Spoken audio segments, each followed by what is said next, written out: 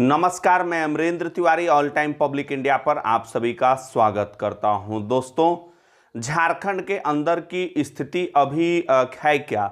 दरअसल जिस तरीके से सरकार ने नई नियोजन नीति को लेकर, नई नियुक्ति नियमावली कह सकते हैं, उसको लेकर जो है निर्देश दिया था, अब धीरे धीरे खुल रहा है कि इस नई नियमावली जो है उसमें होगा क्या, किन किन बच्चों को फायदा मिलने जाएगा। रोजगार की अगर बात करें, नियुक्ति नियमावली इसलिए भी जरूरी है कि तमाम नियुक्तियां जो हैं 1 महीने के अंदर में उसके विज्ञापन जो है निकालने शुरू करने को लेकर मुख्यमंत्री हेमंत सोरेन ने पिछले महीने के लास्ट में निर्देश दिया था। और ये निर्देश इसलिए दिया था कि बहुत सारे जगहों पर लगातार अभ्यर्थियों का आंदोलन जो है वो चल रहा था। लोग नौकरी नौकरी चिल्ला रहे हैं और लोग नौकरी की तलाश में हैं। रोजगार के विषय पर ही यह सरकार बनी थी। सबसे ज्यादा रोजगार का ही मुद्दा हेमंत सरकार ने, जब हेमंत सरकार के जो मंत्री अभी आप देख रहे हैं, उनके मुखिया सहित तमाम लोग, जेएमएम, कांग्रेस, राजद, सभी लोग जो है रोजगार के मुद्दे पर ही चुनाव लड़े थे।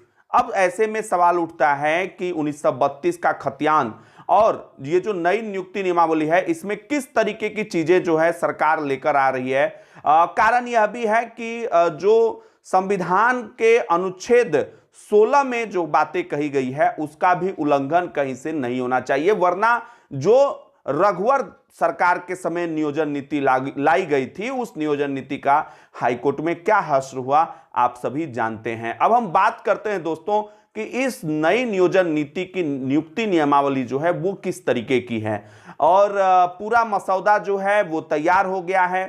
स्थानीय लोगों को इसमें मौका देने के लिए सरकार पूरी तैयारी कर रही है। स्थानीय नीति आपने देखा पहले ही हाईकोर्ट में रद्द हो चुका है। आपने देखा किस तरीके से गैर अनुसूचित जिले और अनुसूचित जिलों के बीच नियुक्तियों को बांटा गया था। हाईकोर्ट ने इस पर जो है रोक लगाई, फिर सुप्रीम कोर्ट में मामला चला गया। ऐसी स्थिति में सरकार कहीं ना कहीं फूंक फूंक कर कदम रखना चाहती है। दोस्तों, नई नियमावली में खास करके जो छात्र झारखंड से मैट्रिक और इंटर की परीक्षा पास किए हैं उनको प्राथमिकता मिलेगी, उनको नौकरी में प्राथमिकता दी जाएगी। इसी के साथ साथ यह भी ध्यान रखा जाएगा कि कहीं से भी अनुच्छेद 16 का उल्लंघन ना हो। अब इसमें से हमारे दर्शक, पहले तो मैं आपको बता दूं कि बिल्कुल फ्री माइंड से इस वीडियो को लास्ट तक देखिएगा ताकि सच जो है वो आप लोगों के बीच पहुंचे। दोस्तों, अगर चैनल पे नए हैं, चैनल को सब्सक्राइब करना आप नहीं भूलिएगा। इस तरह की अपडेट्स हम रोजाना लेकर आते रहते हैं। राज्य कर्मचारी चयन आयोग भी अपना जो तमाम विभागों से उसकी अधिसूचनाएं जो आई थी, खास करके उनको वापस, अधियाचनाओं को वापस किया गया। कारण यह था कि पिछली बार आपने देखा कि जो परीक्षा होने वाली थी सहायक अभियंता की, उसे एक दिन पहले उस परीक्षा को रद्द किया गया था और कहीं ना कहीं वहां पर जो पेच फंसा हुआ था स्वर्णों के 10% आरक्षण को लेकर, तो इसको भी समाहित करने का प्रयास जो है इस नई नियुक्ति नियमावली में जारी है। परीक्षा संचालक के नियमों में सुधार करने की जो है, संचालन के नियमों में सुधार करने की पूरी संभावनाएं इस नई नियुक्ति नियमावली में है। बात करते हैं सबसे पहले तो मैट्रिक और इंटर जो झारखंड के अंदर छात्र पास किए हैं उसको एक बेस जो है वो माना जाएगा। हालांकि ये जो नीति है, कहीं ना कहीं बहुत सारे राज्यों ने इस तरह की नीतियां अपनाने का प्रयास किया।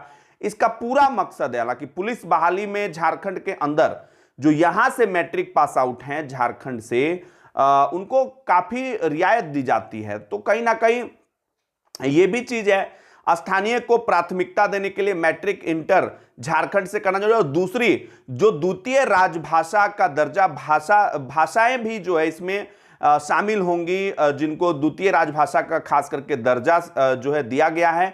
भोजपुरी, अंगिका, मैथिली, इसको भी शामिल किया जाएगा। कुछ प्रिविलेज जो है इस आधार पे भी दिया जा सकता है। तो कुछ राज्यों ने तृतीय स्तर की परीक्षाओं के लिए पहले ही स्थानीय लोगों को लाभ देने के लिए राज्य में अपने अपने यहाँ मैट्रिक इंटर की परीक्षाओं का पैमाना जो है वो रखा है। हिमाचल प्रदेश में कुछ ऐसी ही नीति जो है वो लागू है।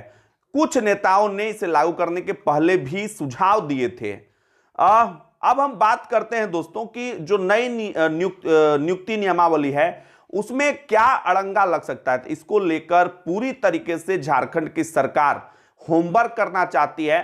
अभी पूरा मसौदा एक तरीके से तैयार हो गया और बीच का रास्ता जो नियोजन नीति थी, स्थानीयता की नीति थी, उसके बीच का रास्ता झारखंड सरकार निकालने का तैयारी कर रही है। कारण यह है कि इसको कहीं भी चुनौती जो है जब दी जाए तो अपना पक्ष जो है झारखंड सरकार स्पष्ट कर सके, वरना किरकिरी बहुत हुई है पहले, इसीलिए झारखंड सरकार जो है फूक फूक कर कदम रखना चाहती है।